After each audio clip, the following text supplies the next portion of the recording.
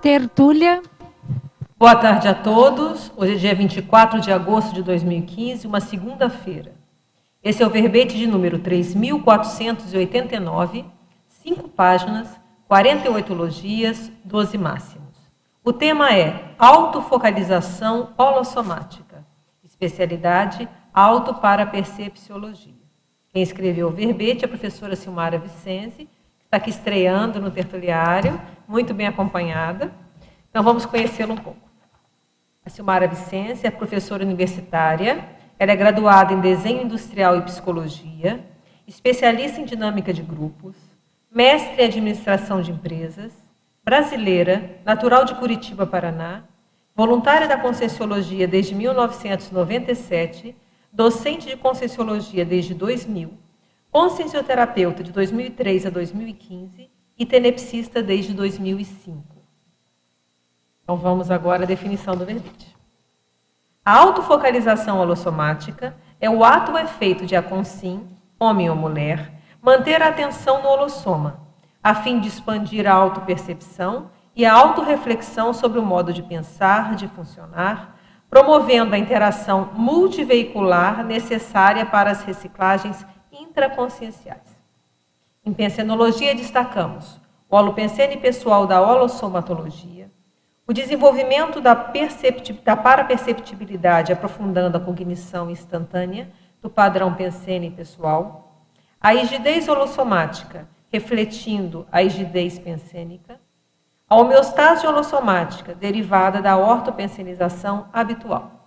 Em fatologia, a atenção a cada veículo de manifestação, a autopercepção através da autofocalização nos 4 veículos de manifestação, a autofocagem nas ações e reações conscienciais, o convívio sadio com o holossoma, o descortino das novas possibilidades pessoais através da autofocalização holossomática.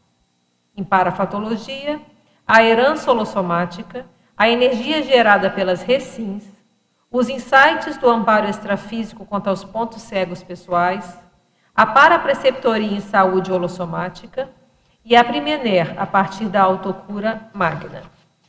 Na argumentologia, na caracterologia, temos 15 variáveis a serem observadas pelos pesquisadores na autofocalização holossomática.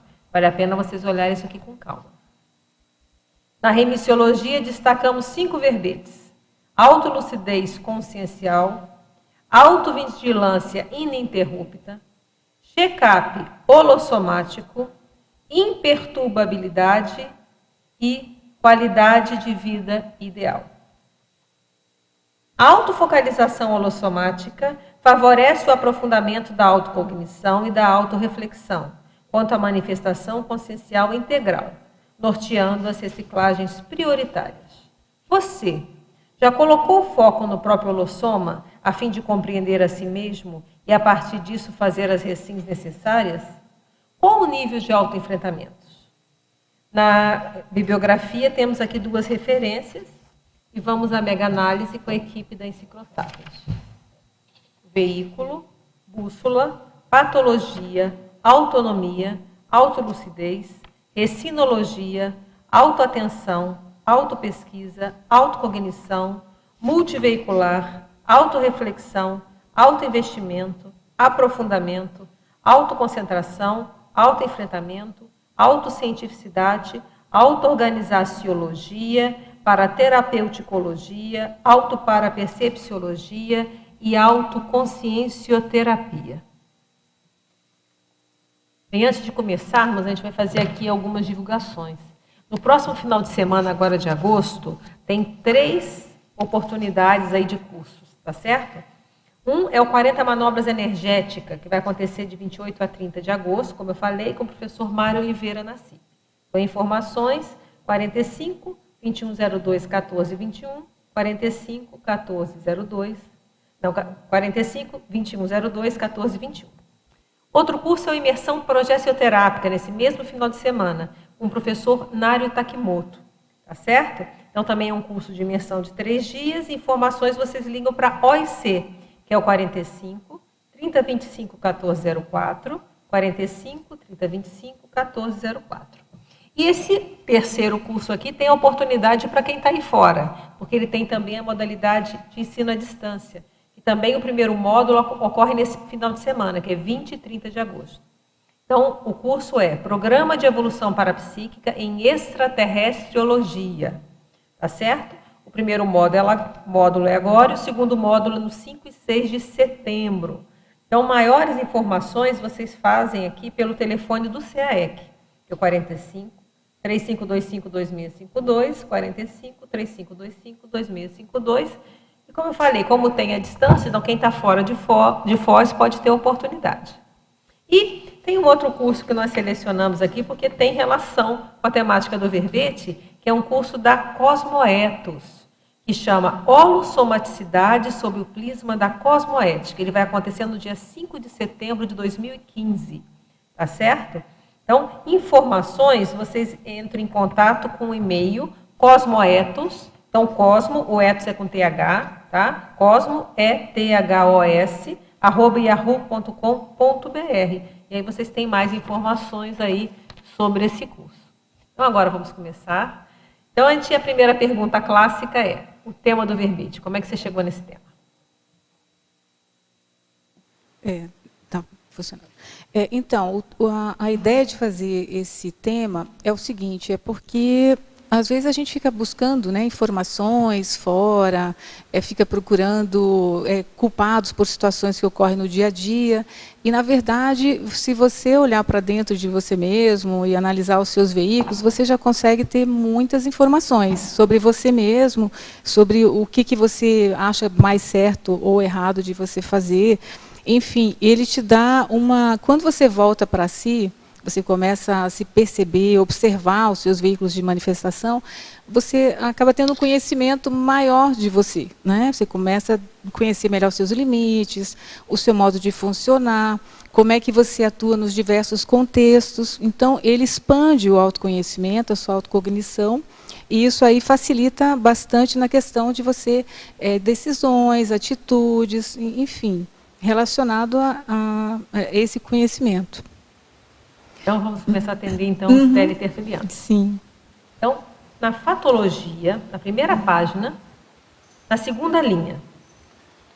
Ok. Poderia nos explicar como podemos melhorar nossa autocognição através da interação multiveicular? Tá. Então, como é que a gente pode melhorar essa autocognição, né? Quando você observa, a autocognição é um autoconhecimento que você vai ter sobre você, né? Então, se você observa como que é o seu nível de pensenes, né? Como é que são os pensamentos que você tem, as ideias, quais são os sentimentos que você tem normalmente em relação às situações, qual que é o padrão energético que você observa, né? E também a questão de repercussões que ocorrem no soma.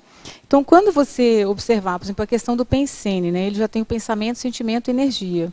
Se você lembra de uma situação X, por exemplo, você vai ter uma sensação energética, vai ter uma sensação emocional relacionada àquela lembrança que você teve. Então, quando você faz essa conexão entre os 4 veículos, né, e não somente avaliando um ponto, só um aspecto, só a questão emocional, ou só a questão do soma, quando você avalia ele num conjunto todo, isso te aumenta o autoconhecimento. Porque, às vezes, é muito comum a pessoa falar assim, eu estou me sentindo muito bem, mas ela não está bem fisicamente, ela está ansiosa, ou ela está com algum processo mais, né, complexo, então não está bem. Se ela estivesse realmente bem, estaria o holossoma mais assim, equilibrado, né? Então, às vezes, a pessoa ela fala que sente tal coisa, já melhorou. Não, eu melhorei muito esse sentimento aqui. Mas, no entanto, ela tem repercussões no soma, tem repercussões energéticas, algum chakra que bloqueia, um ataque cardíaco, por exemplo, né, o cardiochakra mais alterado.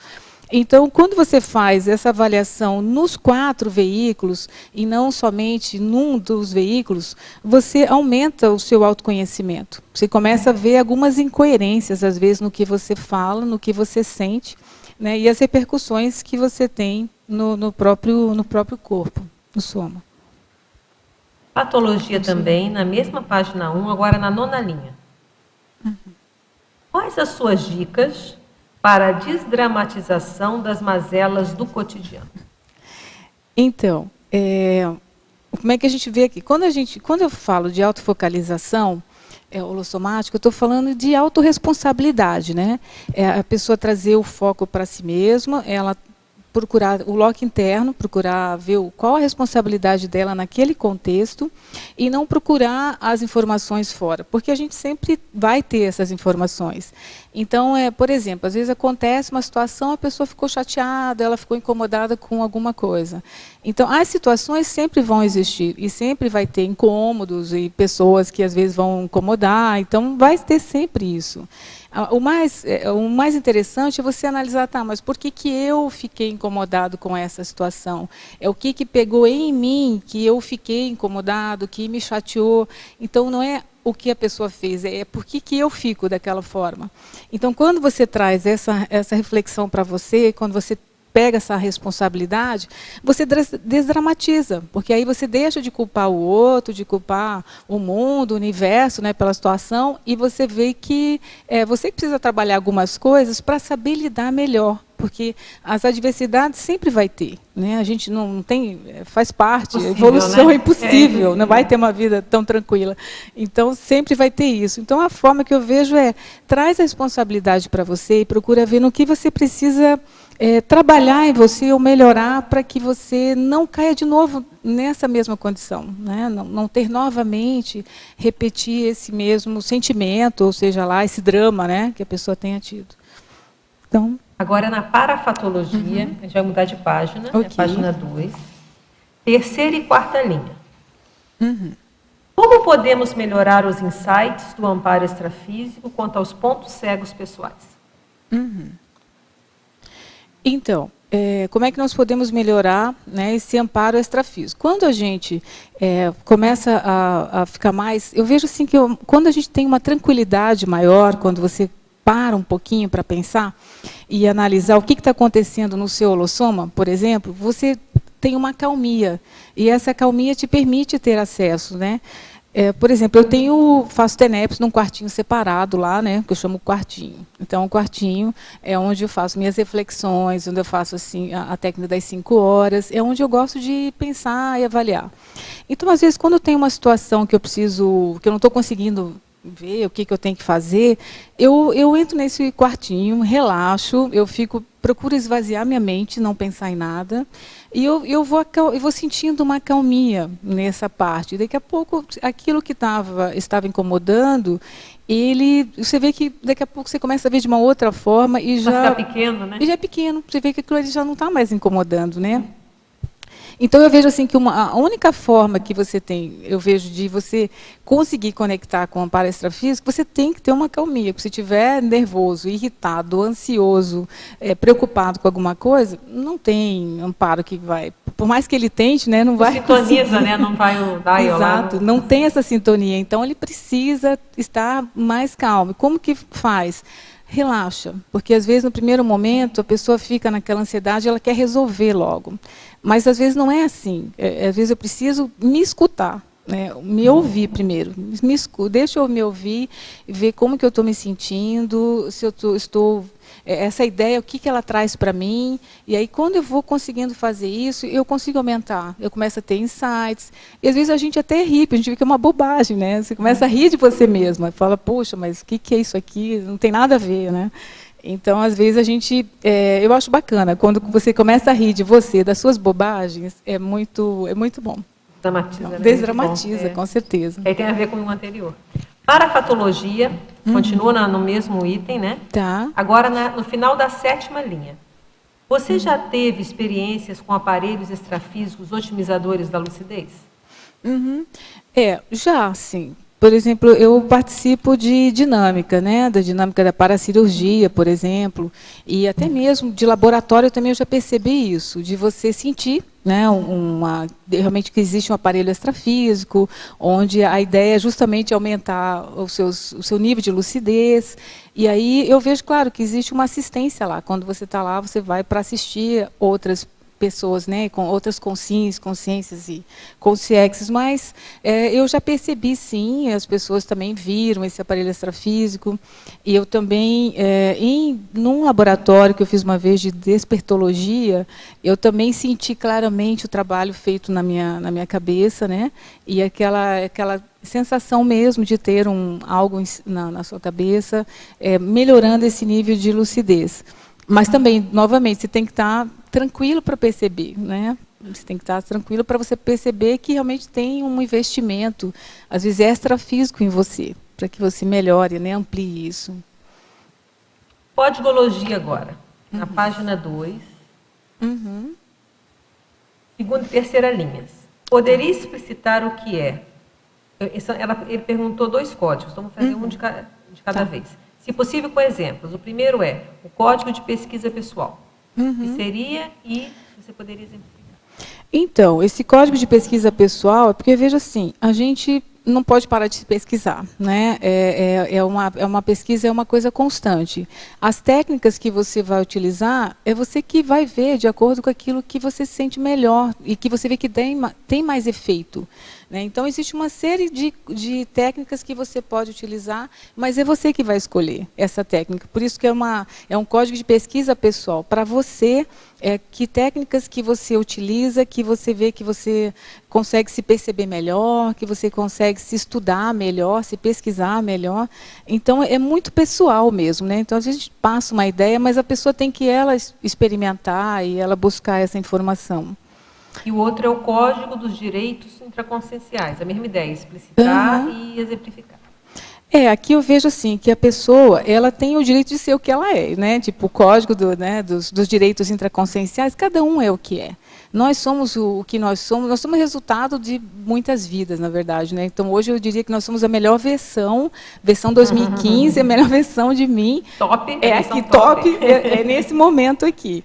Então, eu sou uma herança de tudo que eu já fui, né, em outras épocas. Então, isso aqui, nós temos o direito de ser o que a gente é, e, claro, a gente busca evoluir, busca melhorar, busca se desenvolver, mas nós temos os nossos valores, a gente tem os nossos princípios, nós temos a nossa construção, né, que foi feita ao longo dos muitos séculos, milênios, não sei quanto tempo faz. Mas não sei se clareou essa informação. Assim, né? Maniologia, na página 3. Poderia aprofundar a relação da mania de transferir o problema para o outro com o tema do seu verbete? Isso. Então, aí ele entra naquela ideia que eu tinha falado que a autofocalização holossomática, você colocar o foco no seu holossoma, né, para você poder se conhecer melhor. Então, quando você faz isso, quando você pega uma ideia lá, uma situação X que aconteceu que foi não muito positiva, ou às vezes até uma situação que te deixou muito eufórico, né, positivo, você vai avaliar essa questão do que você sente no seu holossoma. Então, quando a gente vê aqui a questão a ideia é justamente você trazer para você, e não transferir o problema para o outro. Como eu disse, problemas a gente sempre vai ter, situações adversas sempre vamos ter também.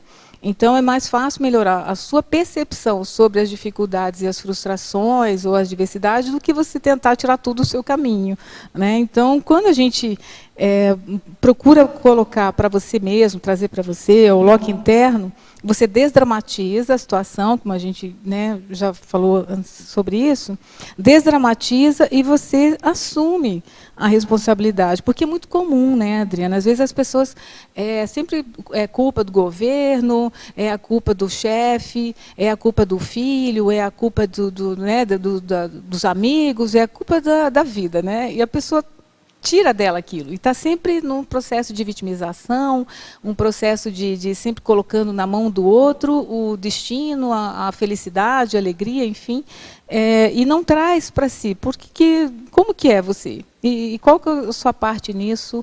Qual a sua responsabilidade nisso? Onde é que entra você nessa questão? Né? Porque nada é por acaso, né? E a gente não tem controle do outro, né? Aí fica Exato. Nunca a gente vai controlar o cosmos. Não tem. Então, relaxa. Não tem. Pelo menos a gente controla como a gente reage ao cosmos. Acho que exato. Trabalha você, né? É mais fácil do que transferir o problema para o outro. E agora outra pergunta é sobre a sua frase enfática. Você poderia aprofundá-la. Então, a autovocalização holossomática favorece o aprofundamento da autocognição, ou seja, quando você coloca o foco no seu holossoma, você aumenta o seu autoconhecimento, né? Porque você vai vendo, como eu falei, aquelas incoerências. Às vezes a pessoa fala, não, eu já resolvi isso. Eu já via, né? Às vezes tinha, na época do 7 consciência terápico, as pessoas, não, eu já resolvi isso, tal, isso aí já é uma coisa resolvida. Mas, no entanto, tinha lá uma taquicardia, você via que a pessoa não estava tão tranquila, né? Porque o cardiochakra estava bloqueado, às vezes, fisicamente, tinha um processo respiratório mais intenso. Então, quer dizer, quando você coloca o foco em você mesmo, que você começa a observar os 4 veículos, essa interação, você vai vendo as suas incoerências, né? E as coerências também. Então, aí você vai aprofundando no seu autoconhecimento. Sempre tem que ter uma autorreflexão, porque não tem como você aumentar o autoconhecimento sem autorreflexão, né? Então, a gente precisa refletir sempre, né? Em todos os contextos que te chamam a atenção, é necessário fazer essa autorreflexão. E como você funciona, porque normalmente essa manifestação consciencial, você não é às vezes num contexto só que você é daquela forma, né? Se você for fazer uma pesquisa, você vai ver que em muitos contextos você age da mesma forma. Então, você vai repetindo, é um modo de funcionar, é um mecanismo, é um jeito de você ser, né?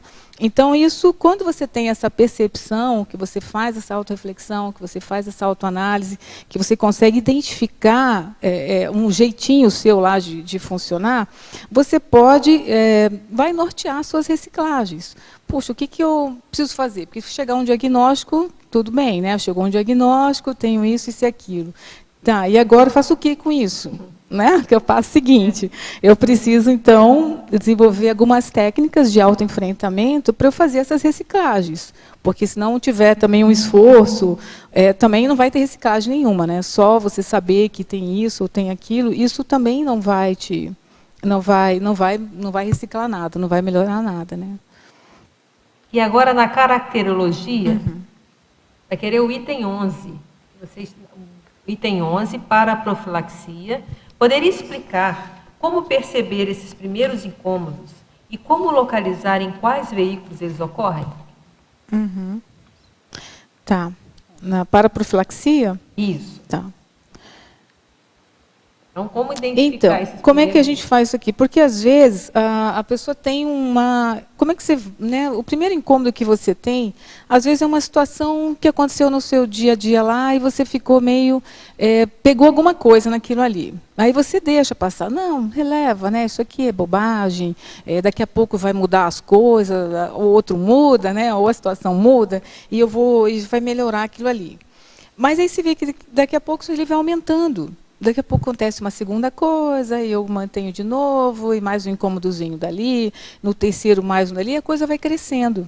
Daqui a pouco já virou uma mágoa, já virou uma situação mais conflitante, maior, né? Então, se você para observar, já nas primeiras coisas, mas por que eu fiquei incomodada? Às vezes é uma coisa simples, está num supermercado, se incomodou com algo que aconteceu na frente, né, no caixa, o que pegou em você? Qual traço teu ali naquela hora incomodou? Então, se você começa a pegar nesse dia a dia, nas coisas, o tempo todo, né? A gente fica pesquisando em todos os contextos. E aí, se você começa a fazer uma avaliação, você começa a perceber muitas coisas sobre você. Então, às vezes, quando a gente fala aqui, percebidos nos veículos de manifestação, às vezes vem no psicossoma, né? O primeiro, vem aquela...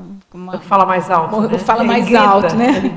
Já dá uma bronca, dá um negócio, mas depois você vê, puxa, mas também aquilo alterou você fisicamente, ou às vezes não, mas já teve. Então, às vezes, ficou só na emoção ali, mas já é um começo, já é um ponto de partida, né, para ela poder avaliar e pesquisar isso.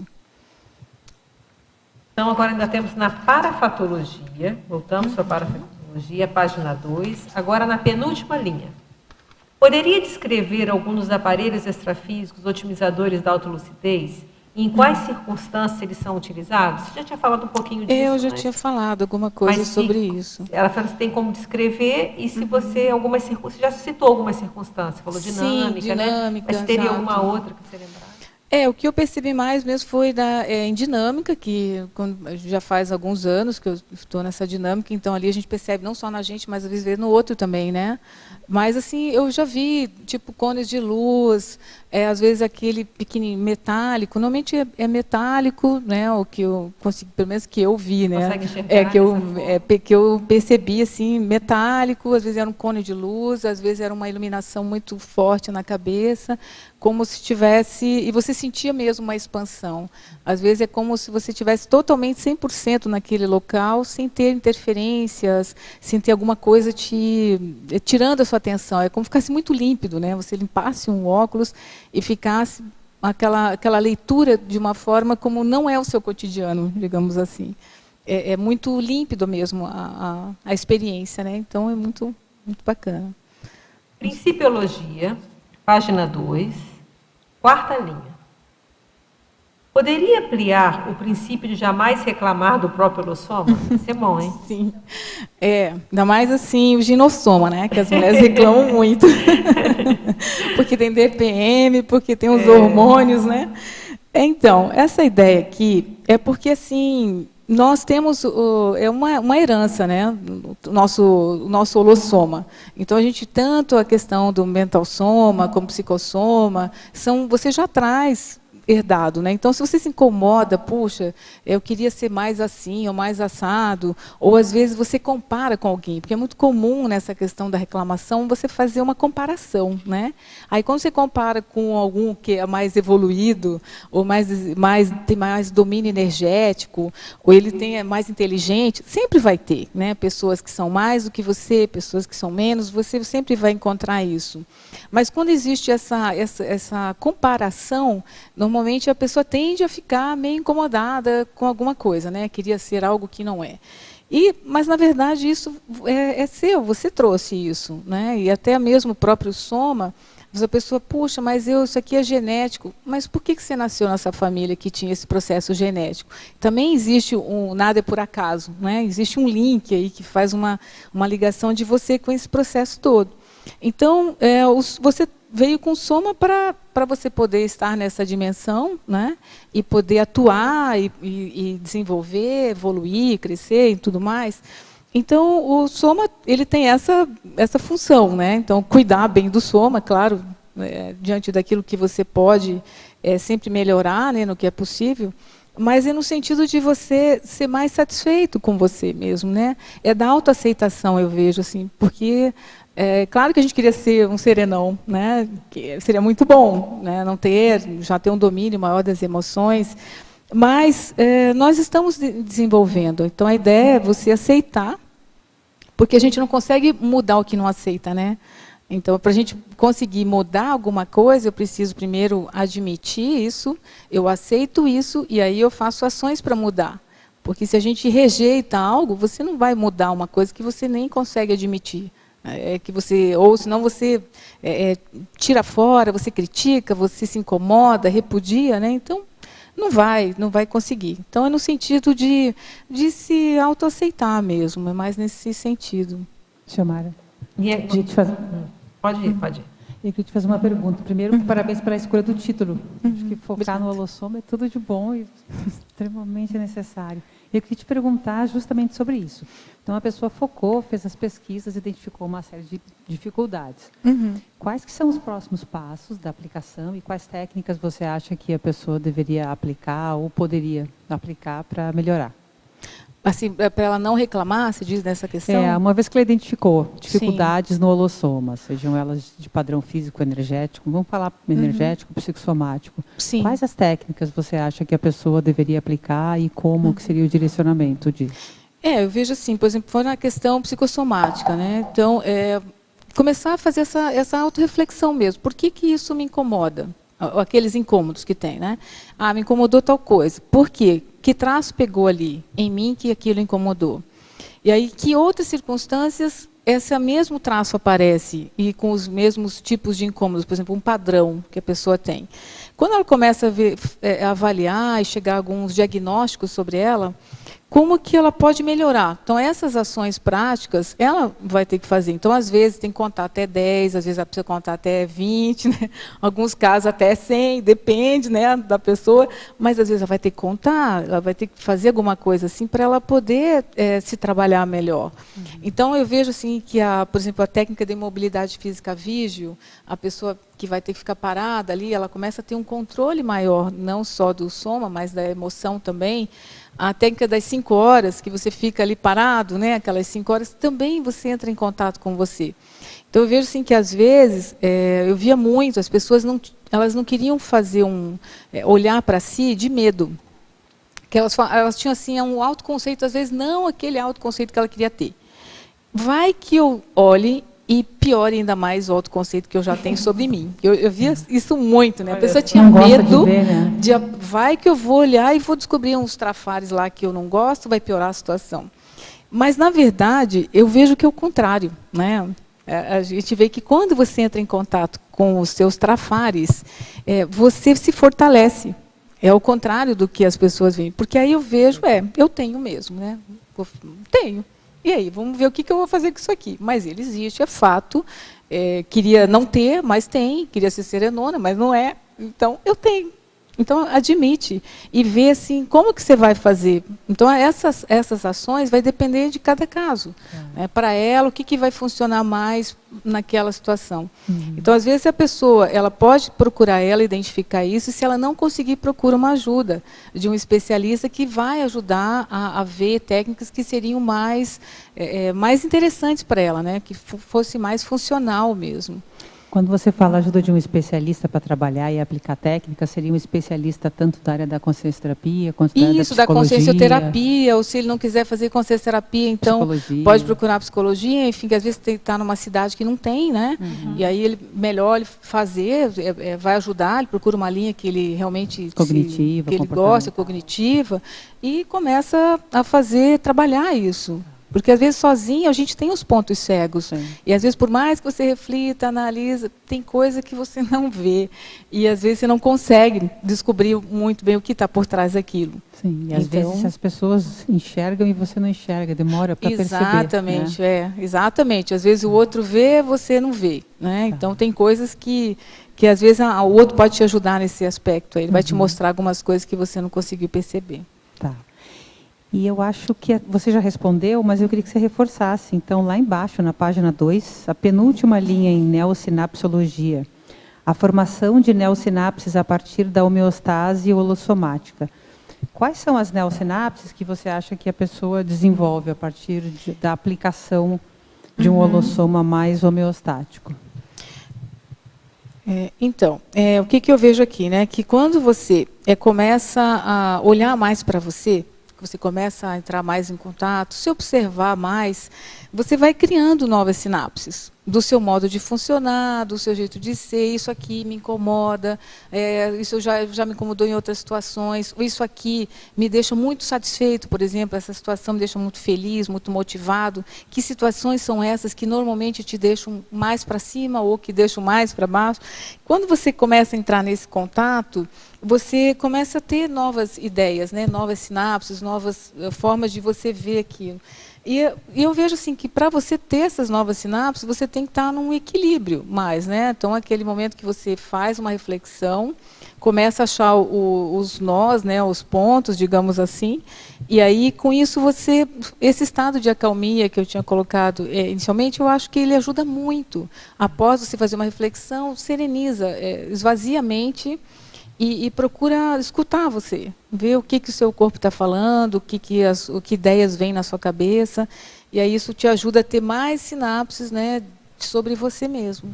Acho uma coisa importante que você falou é que você tem um local apropriado para isso. Sim, também. O holopensene otimiza. Muito. A pessoa tem um local que seja, no caso, o seu quarto de TENEP, ou podia ser o seu quarto, a sua mesa de estudo, alguma coisa assim, que potencializa também, né? Ajuda Eu acho muito. que isso ajuda para o teletertuliano e para nós pensarmos, né? De ter um ambiente adequado. E é incrível, assim, Adriana, porque quando eu entro lá no quartinho, né?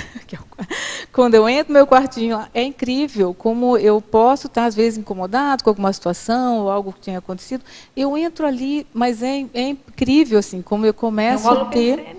eu já começo a enxergar de outra forma, já começo a visualizar outras coisas, outras ideias, e passa, e como eu disse, às vezes eu dou risada. Puxa para cima. Te puxa para cima. Para o melhor de você. Para o melhor de da você. forma, né? Que Isso. tem o conceito da forma holopensênica. Exato. Você criou uma Exato. forma holopensênica positiva sua. Então, você entra ali, parece que encaixa. Parece que encaixa, isso. Aí eu vejo, às vezes, você sai rindo, às vezes, de lá. Você sai bem. Você sempre sai melhor do que eu entro no quartinho. Isso que é o máximo. Sinal que é tá ótimo.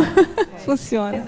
Legal. Isso mesmo. Xiomara. Eu acho só que dentro dessa, complementando, uma das coisas que eu vejo que é mais difícil, né, quando a gente começa a fazer pesquisa, é afastar o auto-julgamento.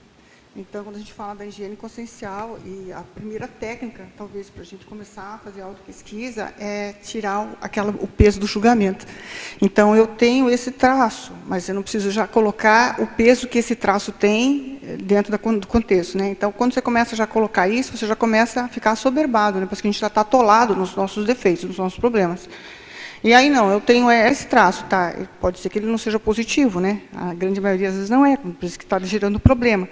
Mas quando a gente começa já a julgar, a gente tende a julgar e condenar. Então, no fundo, é aquela famosa frase, eu mereço. E quando a gente faz isso, é um autoassédio, né? Então, assim, esse julgamento, então, para a autopesquisa, a primeira técnica é do afastamento desse julgamento precipitado, né? Então, a tendência nossa é achar que a gente fez alguma ação, às vezes do passado, colocando como se a gente tivesse a lucidez que eu tenho hoje. Se eu tivesse a lucidez que eu tenho hoje, eu não teria feito aquela bobagem no passado, mas eu fiz aquela bobagem no passado, porque naquele momento eu não tive lucidez. Mas a gente tende a se julgar com os olhos de hoje por problemas de coisas que a gente fez quando a gente era mais imaturo. Então, isso é uma impossibilidade de voltar ao tempo e arrumar aquela situação. Então, isso vai me gerando um autoconflito, um autoassédio em relação a mim mesma. Então, o processo que a Xiomara estava colocando da autoaceitação, né? Então, a primeira técnica é simples, a primeira é isso. Então, eu acho que pequenos passos fazem com que eu mude sem precisar necessariamente de um milagre. A gente tem a tendência de achar que a gente vai entrar numa máquina ou que a gente vai ter um pensamento que ele é tão libertador que eu vou mudar de hoje para amanhã. E eu não vou mudar de hoje para amanhã, eu vou ter que repetir aquela experiência muitas e muitas vezes até aquilo se consolidar como efetivamente um novo patamar evolutivo para mim mesmo, dentro daquele contexto. Então, o primeiro passo são coisas pequenas, né? Então, são pequenas atitudes que fazem uma grande diferença lá na frente. Lindo, por favor. Então, aqui na segunda página, na efeitologia, na quarta linha, né? Os efeitos do patrimônio paragenético no holossoma atual. Podia dar uma geral, por favor? Tá, os efeitos do patrimônio paragenético no holossoma atual, né? Então, porque assim, quando essa questão da herança mesmo, né, que a gente vê assim, da herança do holossoma, porque o seu psicossoma, o mental soma, você já traz, né? E assim, aqui quando você vai, o seu corpo físico, por exemplo, também às vezes tem coisas do passado no seu psicossoma que gera repercussões no seu soma.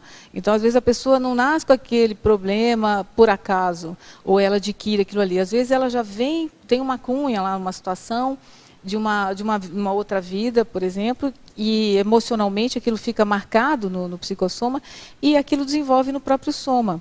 Então, nós trazemos isso, né? De alguma forma, o que você tem hoje, o seu soma, a sua forma de pensar, é uma herança mesmo, é um patrimônio mesmo que você traz da sua paragenética. Então, os nossos traços, a forma da gente ser, tem muita coisa de trás, né? Então a gente pode até vai melhorando, a ideia é justamente a gente superar tudo isso, mas nós temos, a evolução não é muito rápida, né? A evolução é lenta, então muito lenta, então às vezes você vai ver traços seus que já faz muito tempo que estão com você, mas ele ainda continua.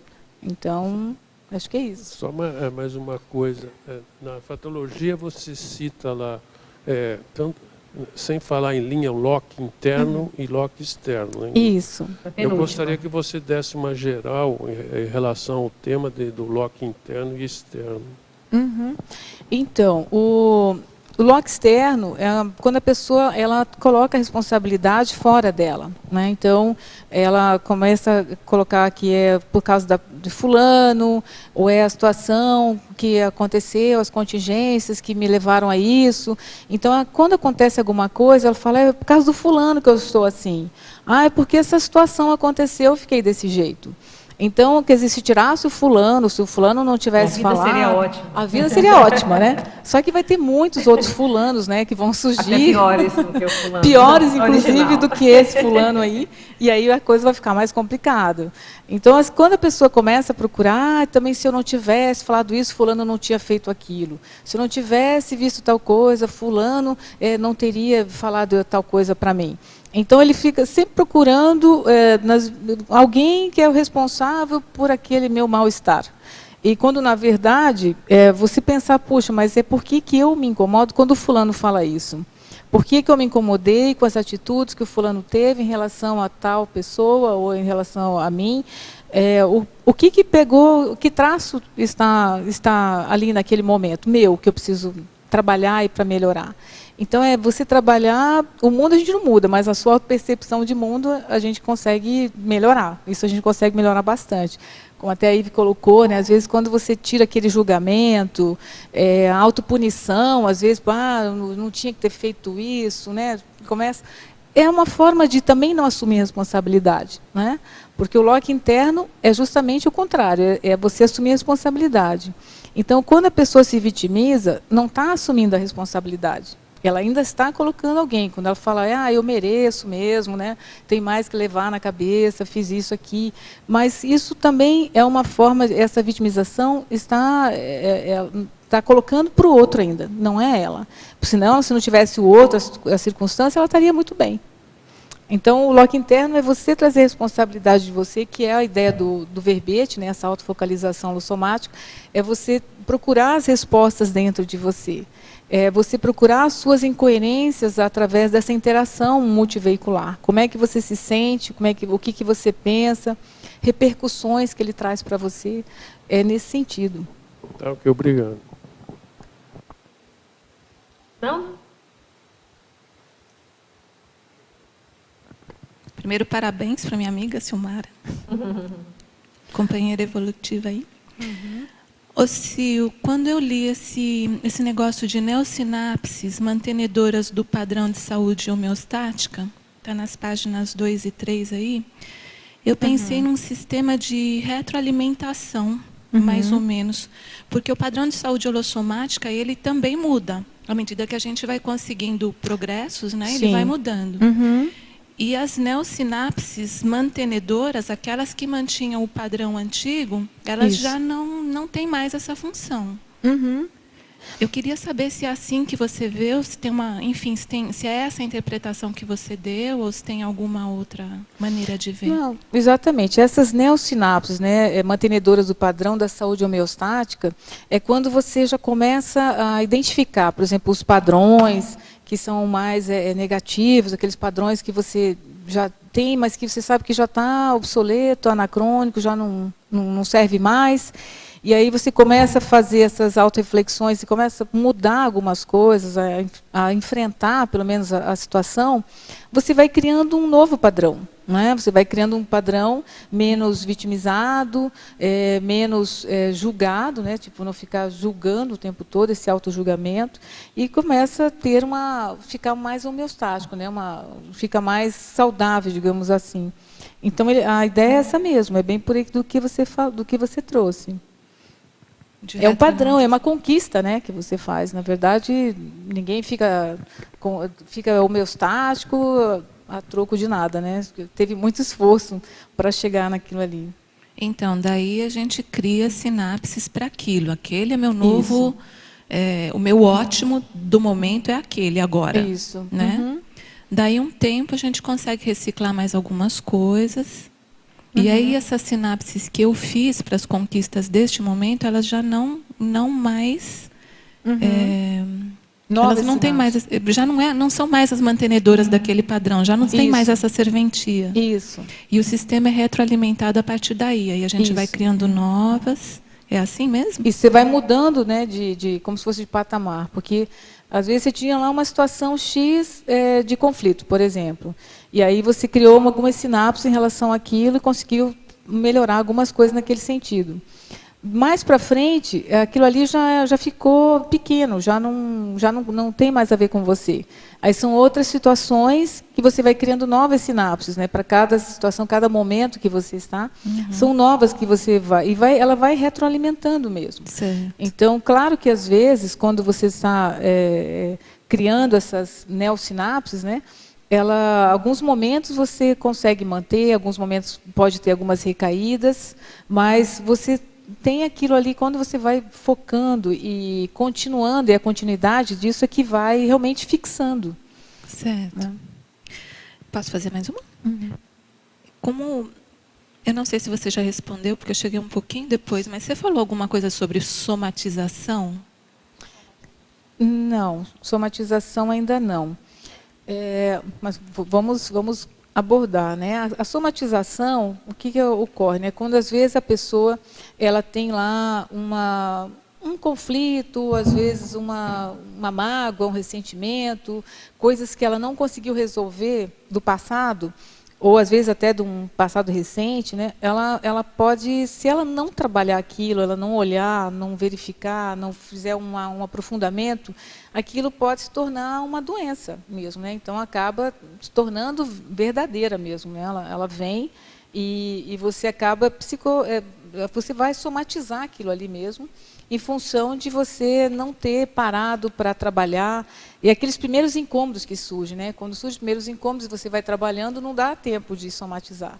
Mas se você vai primeiro, segundo, terceiro, 20º incômodo, vários, chega uma hora que começa a ter depressão, às vezes pressão alta, diabetes, tem uma série de coisas que vai somatizando, né?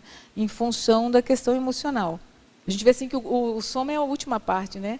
Quando o soma já está batendo o pino ali, o negócio já começou bem antes, né? Ele vem descendo até chegar no soma. Então, tá legal. Obrigada.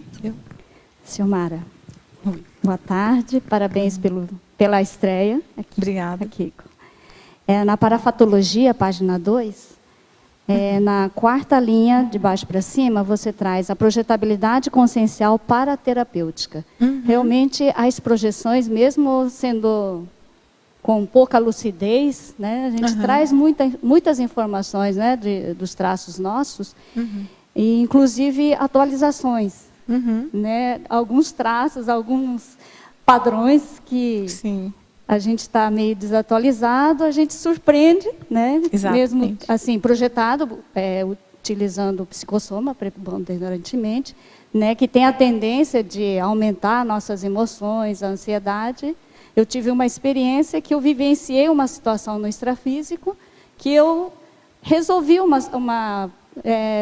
passei por uma situação onde eu atuei com tranquilidade, e aquilo me surpreendeu, porque para mim foi uma novidade, assim, né? Que até então eu tinha vivenciado outras situações, mesmo no intrafísico, que eu não consegui lidar bem.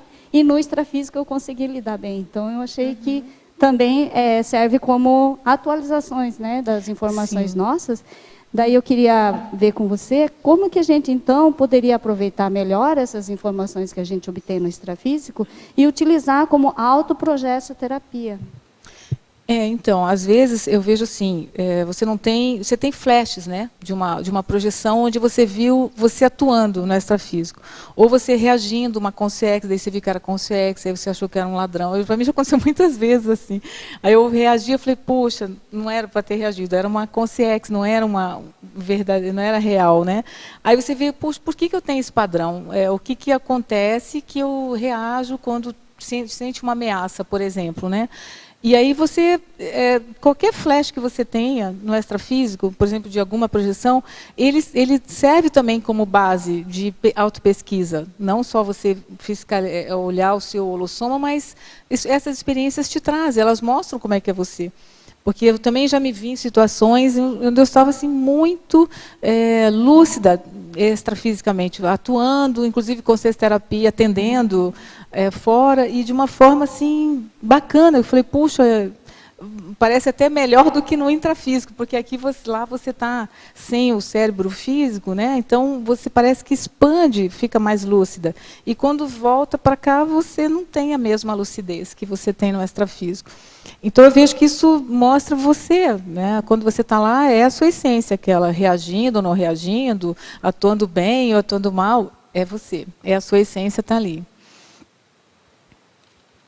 Então vamos voltar aqui. Tecnologia, página 2, Okay. quarta linha. Como funciona no dia a dia a técnica de conduzir o holossoma a partir da maximização das facilidades e minimização das dificuldades pessoais? Então, porque, na verdade, quando nós todos temos trafores e trafares, né? Tem algumas, nós temos nossos talentos, temos aquilo que nós fazemos com mais facilidade, tem aquilo que a gente tem mais dificuldade para fazer. Então, às vezes, se você fica focando só naquilo que falta, nas dificuldades, aquilo que eu não tenho, aquilo que eu gostaria de ter, você está desfocando. É aquela história do meio copo, você conhece aquela história do meio copo? Tem o meio copo, aí o positivo ele vai ver assim, o que falta, né? Quer dizer, o que eu já consegui. E aí o negativista, ele vai dizer, o trafarista, vai colocar e vai dizer, olha, está faltando isso, só vê o que falta.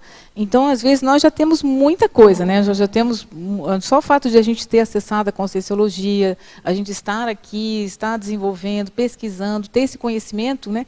Nós já temos muitas facilidades, eu vejo, nesse sentido, porque vejo quando a gente expande para a multidimensionalidade, a compreensão fica muito maior, né? Se você vê as coisas do dia a dia somente pelo aspecto intrafísico, seja lá pelo soma, ou mental soma, psicossoma, você vê de uma forma. Se você expande isso e leva para uma condição mais ampliada, você tem uma outra visão totalmente diferente. Então, essa maximização aqui das facilidades em detrimento mesmo das dificuldades, né? Você trabalha mais com as facilidades do que com as dificuldades. Seria nesse sentido. Porque a gente muda um trafar, não é pelo trafor. Você não muda um trafar pelo trafar. Então, eu preciso primeiro ver o potencial, os talentos, os trafores, para eu poder mudar aquilo que eu preciso melhorar. Ciclologia, página 3. Primeira linha. Poderia comentar o ciclo contínuo da autoconsciencioterapia, autoinvestigação, autodiagnóstico, autoenfrentamento e autossuperação. E qual o fator mais relevante desta autoconsciencioterapia ou sua manutenção? Bom, vamos lá, né? Então, por que é um ciclo contínuo, né? Porque quando a gente faz essas pesquisas, essas autopesquisas que você vai no dia a dia, é uma autoconsciencioterapia. Você está fazendo autoconsciencioterapia. Então, quando você vê assim, poxa, eu percebi tal situação aqui, um incômodo. Por que saiu, de onde gerou esse incômodo, de onde veio, qual a origem, eu vou chegar no autodiagnóstico. Tá, então agora eu já vi que esse mesmo traço, ele se repete em outros contextos também. O que eu poderia fazer para enfrentar isso? Então são as ações. Então eu vou fazer essas ações para eu poder mudar. E a superação, quando você sente que você conseguiu mesmo, que você está motivado, está mais satisfeito, você se sente melhor com você mesmo, e você conseguiu superar, digamos, aquele traço. É claro que quando a gente fala de autoconsciencioterapia, a gente sempre tem os altos e baixos, né? Porque a ideia é que você tenha um contínuo sempre no alto. Mas às vezes, como a gente tem esses traços milenares, seculares, enfim, às vezes você mantém um tempo, às vezes tem uma pequena recaída, levanta de novo, tem umas recaídas, até que isso se torne um padrão. Mas até lá, isso vai acontecer muitas vezes. Então também não dá para desanimar. Puxa, não é possível, achei que eu tinha superado, voltei a estaca zero. Não, você não voltou na estaca zero. Você já tem a consciência disso, você teve uma recaída, mas você pode retomar de novo, até que isso torne-se uma constante, né? Aquilo já esteja dentro de você, de uma forma de você agir mesmo. Então, eu não sei se a outra era o fator mais relevante da consciencioterapia. Não sei se o fator, se ela está falando em relação ao ciclo. Eu acho que nesse fator assim, o mais relevante é que não existe a heterocura, né? É sempre a autocura. Então, é você que vai curar você. Não tem uma pessoa que vai chegar e vai achar a cura para você. É a pessoa que vai te resolver as coisas, a vida. É você. Então, o esforço é seu e é contínuo. Não tem outro jeito. Né? A gente não tem como terceirizar o esforço da evolução. Né? É com você. Não tem outro jeito. Então, eu vejo assim, que é a autocura, é a autorresponsabilidade, é o lock interno mesmo, é você com você e é o tempo todo. Fácil? Não é fácil. Não é. Mas é necessário. Em algum momento você vai ter que fazer isso. Né? Senão você só vai retardar isso cada vez mais, então faz parte. Patologia, página 1, final da 7ª linha. Poderia aprofundar o mega entendimento do autoprognóstico no contexto do verbete? Tá. Então seria o mega entendimento, tá, do autoprognóstico. Aquela contextualizar Perfeito. O contexto do verbete. Então, olha só, o que seria o prognóstico? Né? O prognóstico seria uma previsão de você, né? Uma previsão de como que você age, dos seus atos, das suas ações e reações. Então, quando você começa a ter uma ideia de como é que eu vou aumentar o meu mega entendimento, é quando eu consigo me ver nos contextos, meus limites, por exemplo.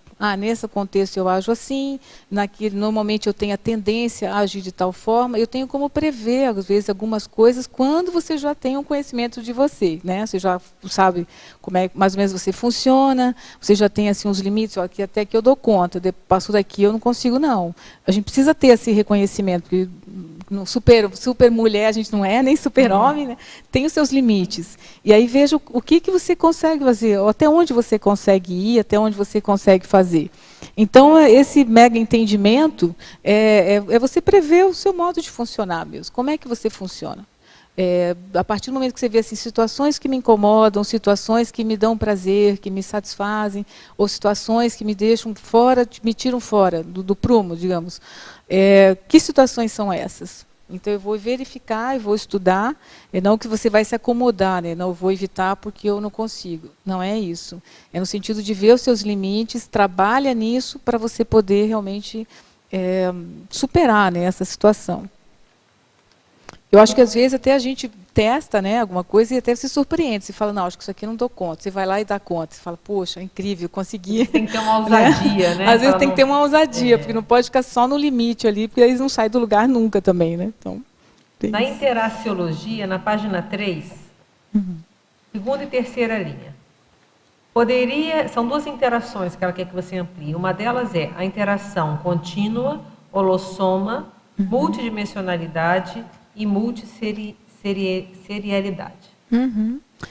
Então, essa interação contínua é porque a gente, como eu falei, a gente é multidimensional aqui, né? Então, nós já tivemos várias dimensões, nós tivemos já muitas vidas anteriores. Então, essa interação, nosso holossoma é uma herança que a gente traz dessas outras dimensões, desses outros séculos, das várias vidas que a gente já teve, né? Então, nós somos um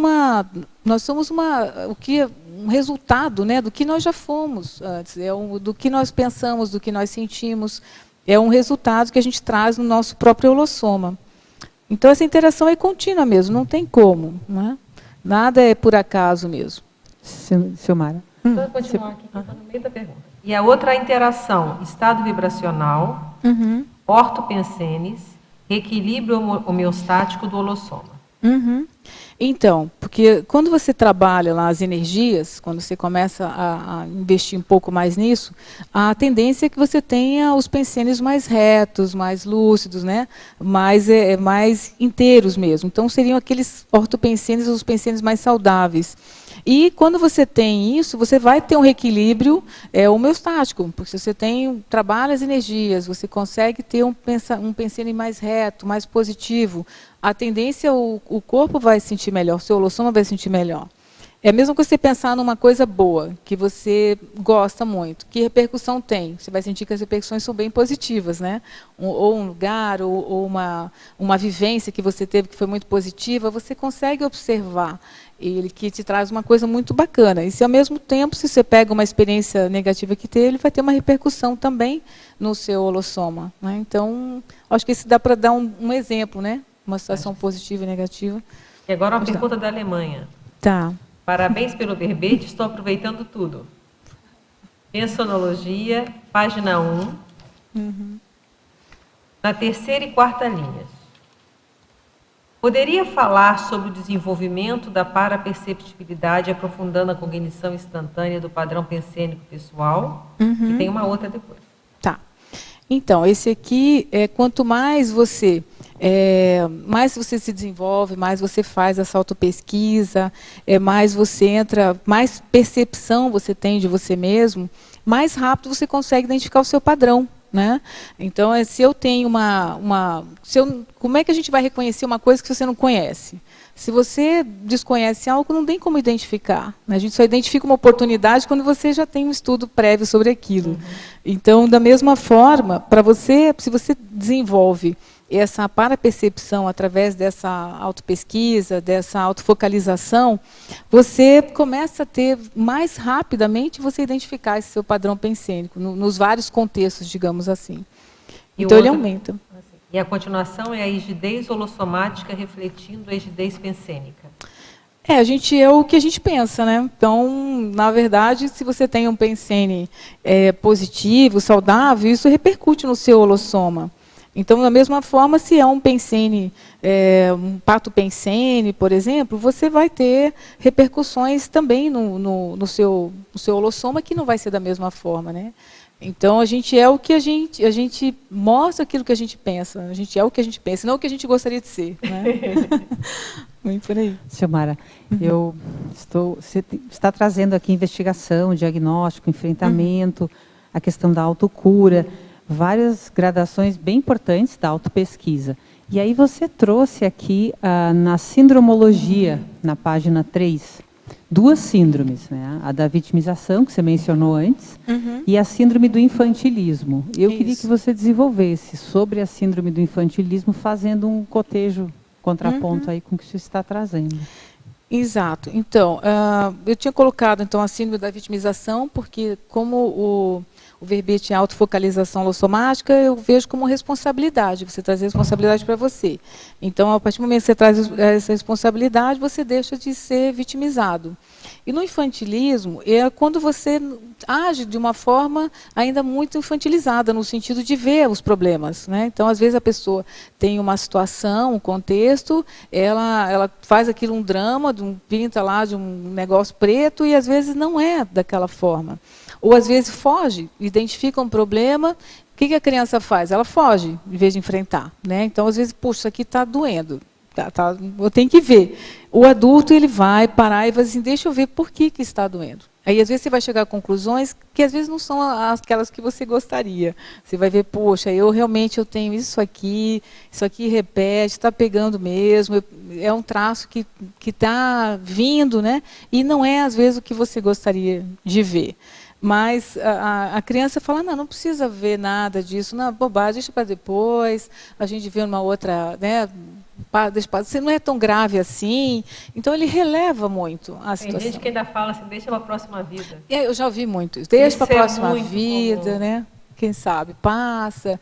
É uma fuga, né?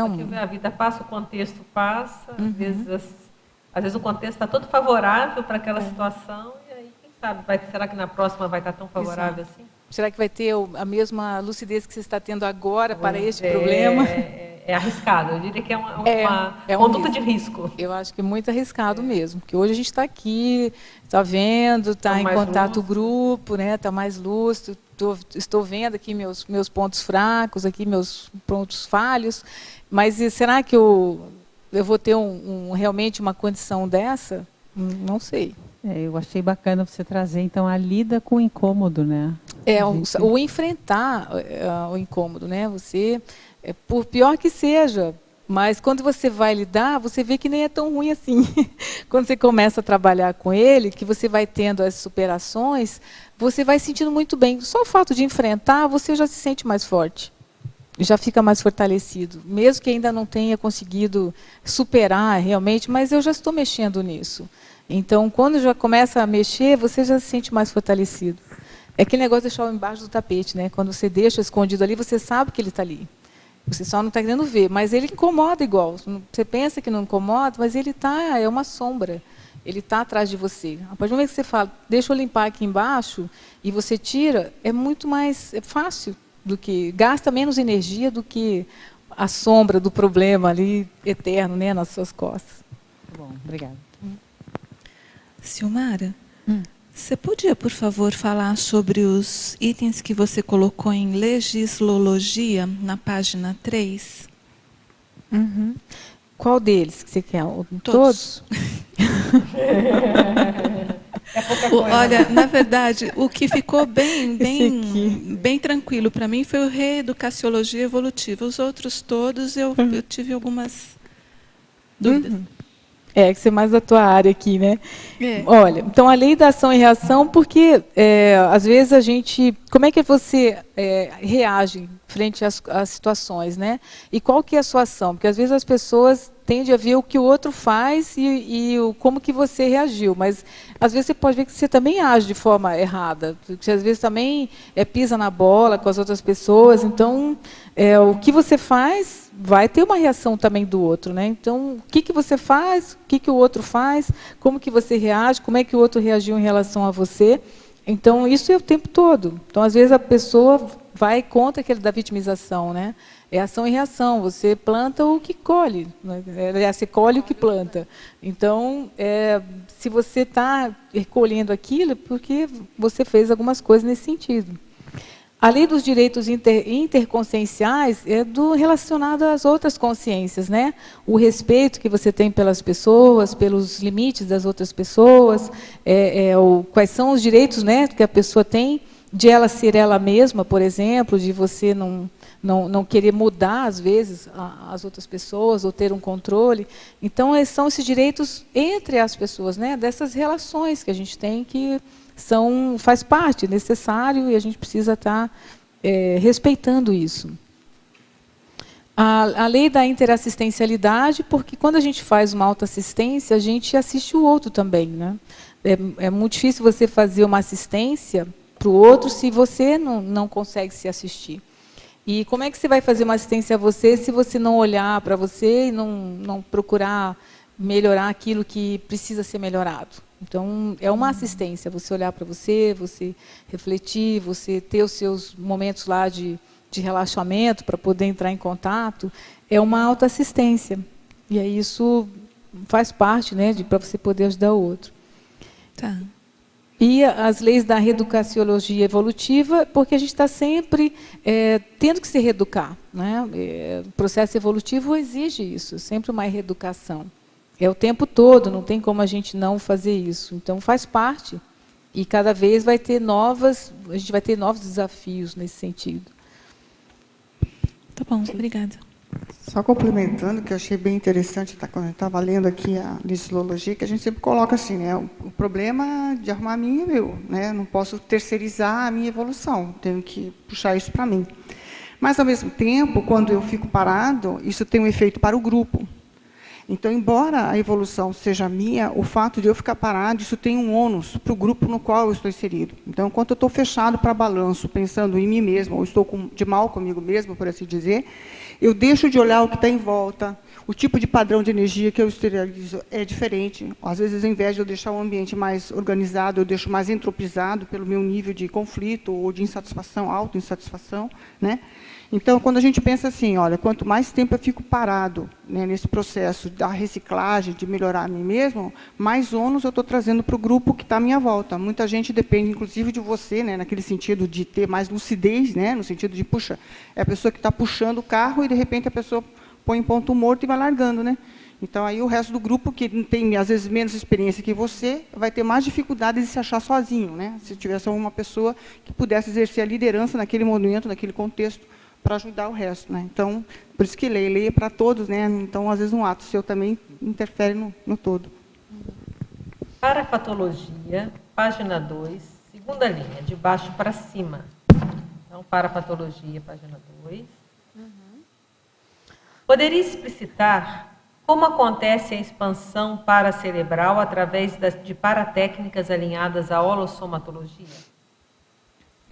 Então, quando a gente trabalha nessa questão da focalização no holossoma como um todo, né, você acaba tendo uma expansão, porque não fica só naquela questão do que eu vejo aqui agora, né, é multidimensional, por isso paracerebral, porque eu vou além daquilo que eu vejo aqui, daquilo que eu estou vivendo aqui agora. Então, aquela experiência que eu estou tendo, se eu expandir isso para a multidimensionalidade, eu já entro nessa questão aqui. As paratécnicas alinhadas à holossomatologia é relacionado também essa questão que a gente falou há pouco sobre a questão das paratecnologias, né? Que às vezes, quando a gente percebe isso, existe um investimento em alguma parte. Às vezes é para você melhorar a sua lucidez, é para melhorar o seu nível de pensenes, às vezes pode ser para melhorar suas emoções mesmo, a pessoa pode estar precisando realmente de um reequilíbrio no lado emocional. Às vezes nas energias, às vezes ela está totalmente, né, descompensada energeticamente e precisa fazer uma compensação nessa parte. E às vezes no próprio soma mesmo, né, a gente que está na dinâmica lá da paracirurgia, também também trabalha com as energias no sentido quando é um problema físico, às vezes uma cirurgia mesmo, uma dor que a pessoa tem em algum lugar. Então, o trabalho em si é no holossoma como um todo, todas as partes, né, todos os veículos, e através dessas paratécnicas aqui, que são bem avançadas, que a gente não sabe nem o limite, né, do que existe, do que tem, qual que é a profundidade, o alcance real. É difícil a gente conseguir entender isso, né, onde que vai, até onde vai isso. Mas é uma expansão mesmo, com certeza a gente vai expandindo em relação a tudo isso. Agora, na megapensenologia, poderia explicar mais sobre os 2 megapensenes propostos? Tá. Então, autofocalização holossomática, que eu coloquei como autorresponsabilidade, né? Porque é aquela questão, todo o processo você traz para você, para a sua autoanálise, bloco interno, para que você assuma a responsabilidade da sua sensação, do seu mal-estar em relação àquele contexto, ou até mesmo de um lado, uma satisfação, uma alegria, qual que é o seu lado naquilo ali, né? O seu ponto, como é que você viu aquilo que te trouxe uma coisa positiva, saudável. Então, ele tem, o foco do verbete é você focalizar em você mesmo para encontrar as suas respostas, para você se conhecer mais, ver suas incoerências e assumir, a partir disso, uma responsabilidade pelo que você identifica. E a saúde exige reciclagem porque é o tempo todo, né? Não tem como você ser saudável se você estacionar. Parou no ponto, não tem como, né? É o tempo todo, é contínuo. Eu gostei muito desse último. Uhum. Patologia, página 1, final da 4ª linha.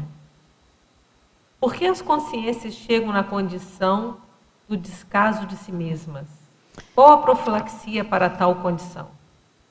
Pois é, você sabe que essa questão aqui é muito comum, né? Mais do que a gente pode imaginar. Então, por exemplo, a pessoa tem um incômodo e ela deixa passar. Isso não foi um descaso? Não é? Ela tem uma coisa que está incomodando, aquilo ali, gasta energia dela, fica desenergizada, quando lembra aquele negócio afeta, faz mal, incomoda, e ela não vai atrás, não procura, deixa para lá, releva, vai dar trabalho, às vezes, então ela não resolve. Então é um descaso, porque, como eu falei, exato, é uma profilaxia, né?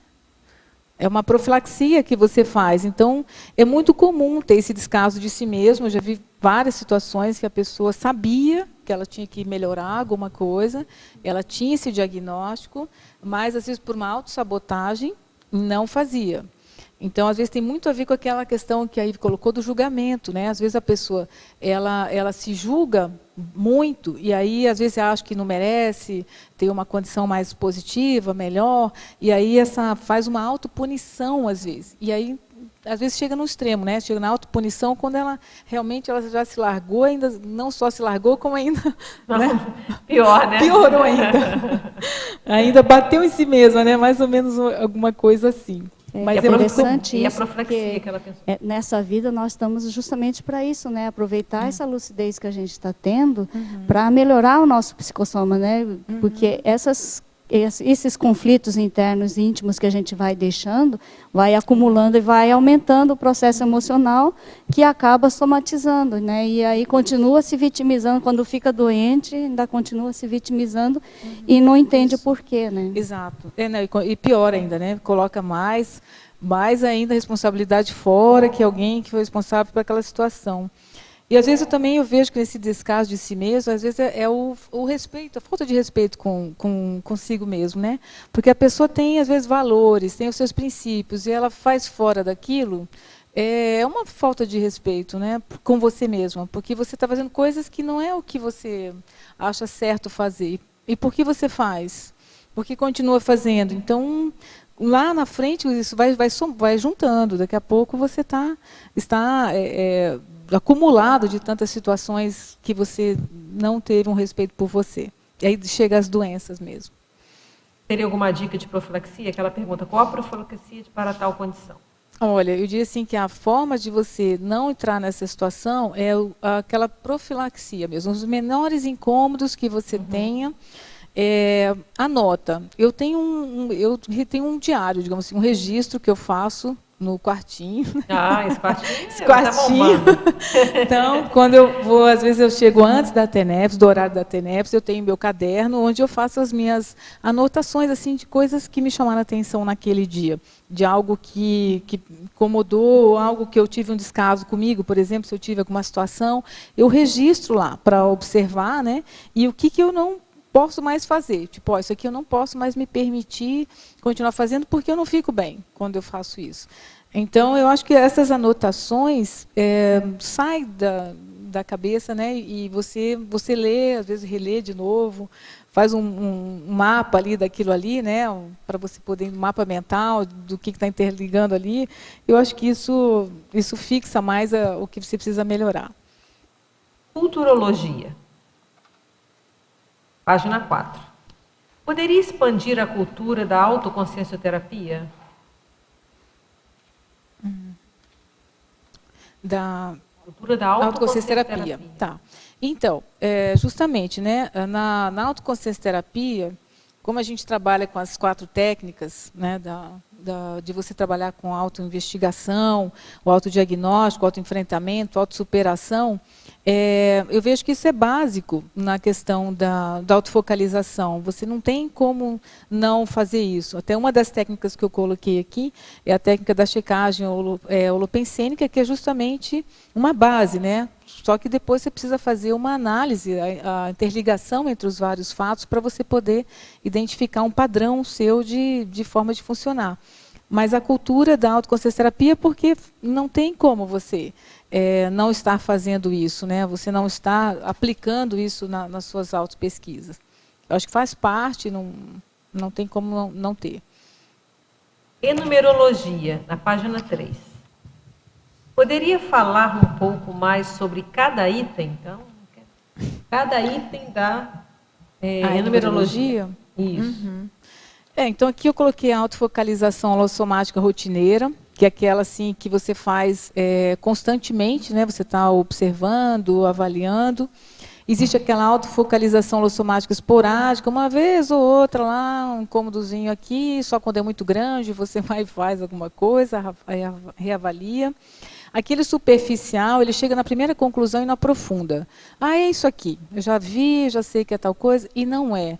Porque a gente vê que quando você não tem o diagnóstico certo, o remédio também fica errado, né? Então, você não consegue, se o diagnóstico não está correto, você não vai conseguir superar, porque o remédio não está correto para aquele diagnóstico.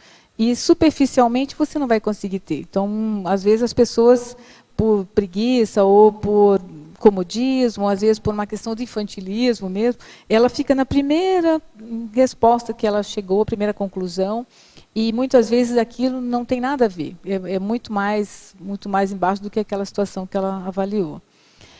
Essa autofocalização somática, então, libertadora, porque o conhecimento liberta, né? Quando a gente tem esse conhecimento da gente, que a gente consegue perceber o que pegou, como é que a gente funciona, a gente se sente bem, porque dá uma liberdade, né? Porque eu consigo daí ter uma ideia do conjunto. Eu sei de onde que veio aquilo.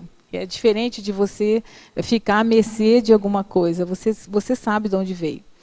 Então, eu acho que é libertador. A terapêutica, porque quando você faz... A terapêutica é aquela que você consegue realmente, faz essa autofocalização mais intensa e ela realmente muda. Você consegue aplicar e melhora, você se sente melhor com essa condição. Ela realmente foi saudável, positiva, né? Ela te ajudou, você conseguiu superar aquilo ali. A sistematizada, aquela que você pode fazer sempre do mesmo jeito, como você gosta, que acho que tem a ver com você. Então, sistematiza toda aquela forma de você pesquisar. E a assistencial é quando você... Eu diria assim que a autofocalização holossomática, todas são assistenciais, quando não forem superficiais, né, muito vagas, assim, porque ela sempre vai trazer uma assistência para quem faz e para quem convive também. Porque aí melhora também... Ficando melhor, né? Você vai melhorar as relações. E a autocompreensão permite uma heterocompreensão maior, né? Quando você começa a aceitar e ver seus processos todos, você começa a ver no outro também e já começa a aceitar mais também os processos do outro. Então, eu acho que isso ajuda. Professora Silmara, como fazer a profilaxia da autoconscientização holossomática excessiva, narcísica, no sentido da pessoa só olhar para si e perder o foco das demais consciências? Isso é bem importante, porque às vezes a pessoa ela fica muito focada nela mesma, tipo, querendo se ver, se olhar, e às vezes ela não consegue ter uma informação. Eu vejo assim, através do outro, a gente tem mais informações sobre nós, né? Quando a gente está se relacionando com as pessoas, é que você vê aquilo que o outro gera em você, o que você gera no outro, porque às vezes você vê o lado do outro, o outro gerou isso aqui, e você gerou o quê? Qual a sua parte em relação a isso, né? O que você gerou? Então, eu vejo assim, que as interações é que te mostram realmente quem é você. Elas é que mostram como é que você lida com as dificuldades nessas relações que você tem. Então, é a interação que, quando você sai de você, você volta para você com mais informações, né? E quando a pessoa fica dentro dela, o referencial é ela. Então, o certo e errado é ela que diz, é ela que sabe o que tem que ser feito ou não. Então, fica rígido, inflexível, né? E fica difícil de lidar com as outras pessoas, porque na cabeça dela é aquilo lá. Então, teria que ser da mesma forma como ela pensa. E as pessoas não são iguais a gente, felizmente, né? As pessoas são diferentes, cada pessoa tem uma forma.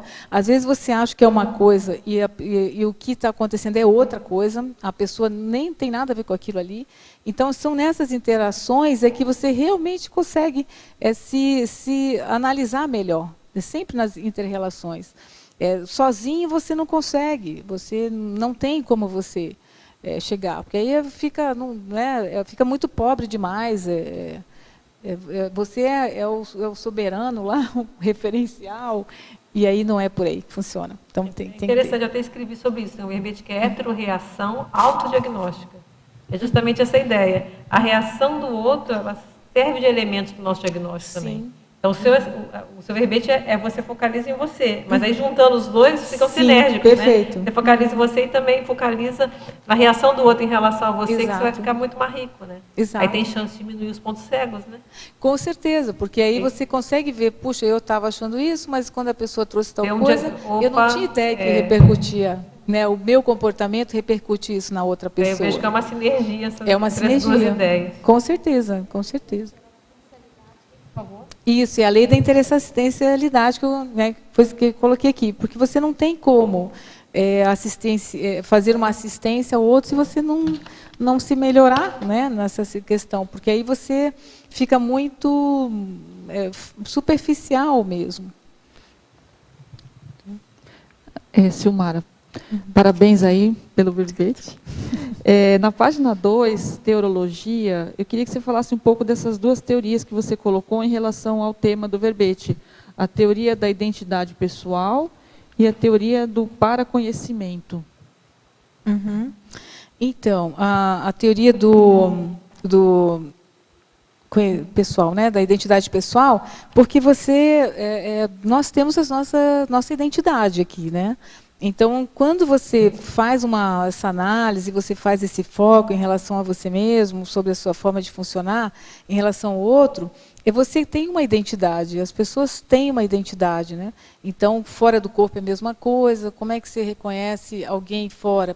Pelo processo da energia, mas que tem uma relação com a identidade daquela pessoa. Então, todos nós temos uma identidade, e é importante a gente se estudar para a gente ter esse conhecimento maior, né, de como que é você, a sua. E a outra é a teoria do paraconhecimento.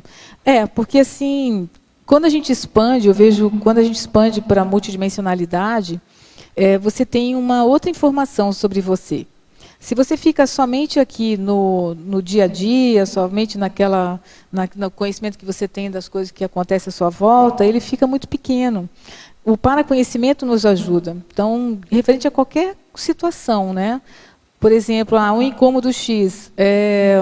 Você expandir qual que é a relação que tem com aquilo lá, você com aquela situação, a situação com você, o que está por trás daquilo ali. Então, quando a gente expande, a gente consegue ter uma visão maior. Então, eu diria que o paraconhecimento ele é mais importante do que o conhecimento, porque ele é mais amplo, maior. Pensenologia, página 1, última linha. De que maneira podemos alcançar a homeostase holossomática por meio da ortopensenização habitual? Então, como nós somos aquilo que nós pensamos, né? Nós refletimos muito daquilo que a gente pensa. Como que é o seu tipo de pensenes, normalmente? Você tem pensenes mais positivos, mais saudáveis, mais retos, ou não?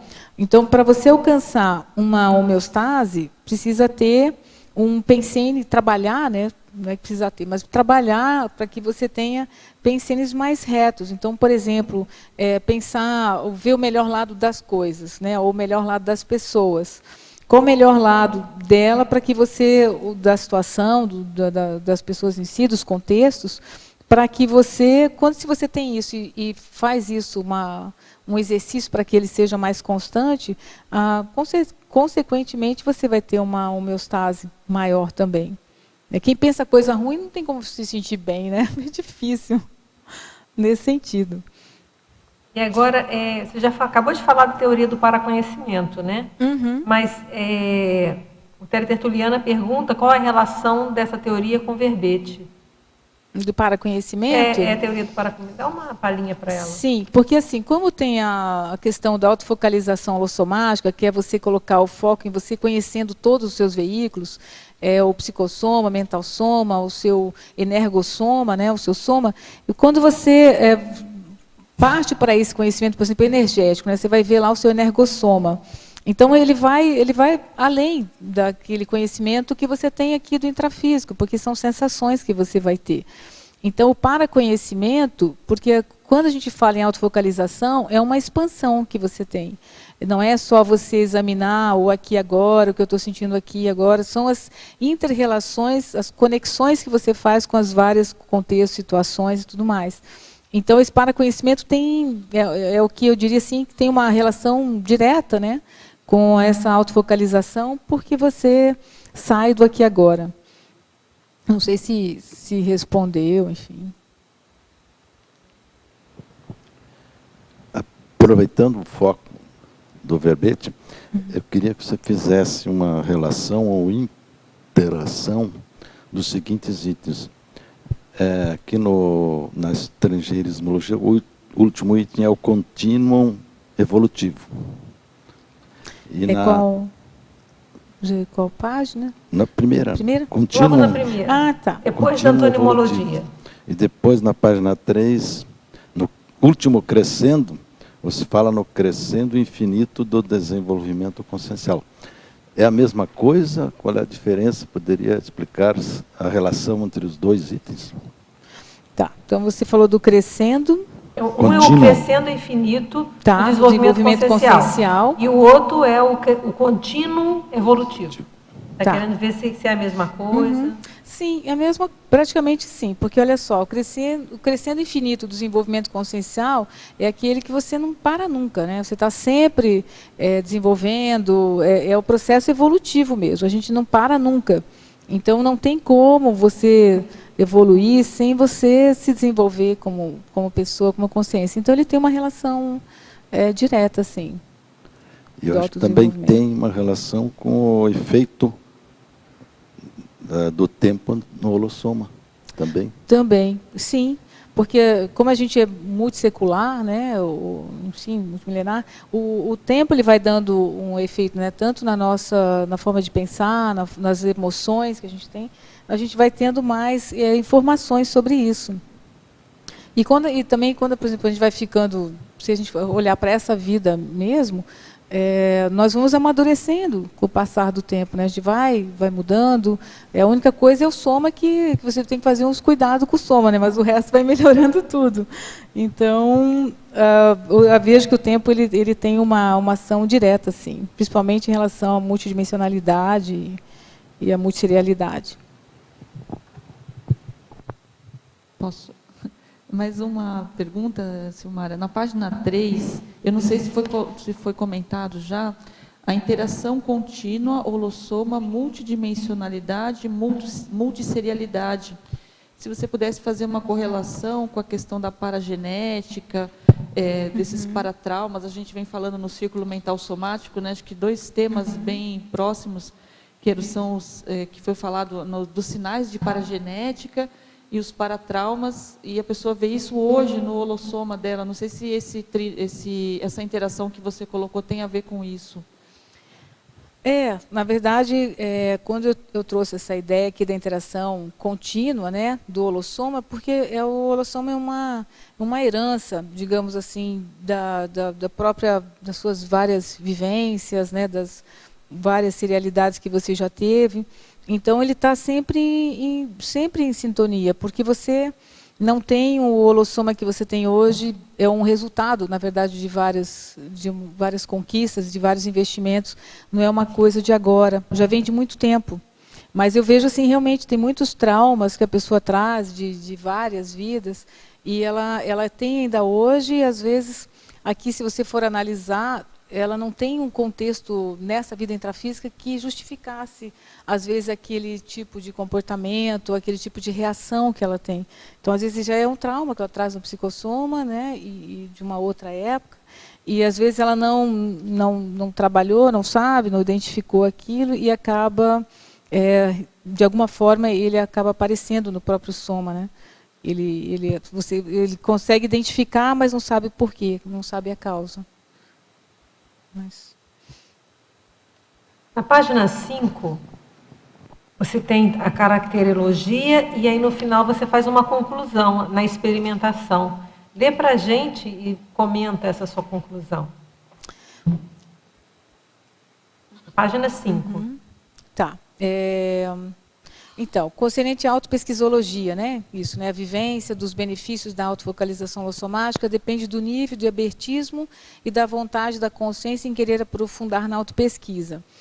Porque realmente, para você conseguir ver, você tem que estar aberto. Então, se existe você não quer ver, existe um fechadismo, ou existe uma dificuldade em conseguir perceber as coisas, se estiver meio fechado, não vai perceber. Então, ela tem que ter abertismo e vontade, porque aquilo não é uma coisa fácil. Às vezes, você pode olhar e aquilo que você vai verificar sobre você não é exatamente o que você gostaria. Mas tem que ter uma vontade mesmo, uma vontade e estar aberto a isso. Aberto a essas interações, aberto às descobertas, às autopesquisas. Ele faz parte mesmo, não tem... E pode ter boas surpresas, né? Vai achar um monte de trafó que não conhecia, não é? Isso eu já vi várias vezes, porque às vezes a pessoa tem medo de ver o trafar, mas ela daí não vê o trafó também. Não vê nada, né? Não vê nada. E a pior é a ignorância quanto a si mesmo. Fecha, exatamente. Então, quando você vê os trafores, você vê os trafores também, coisas que às vezes você nem tinha nem ideia.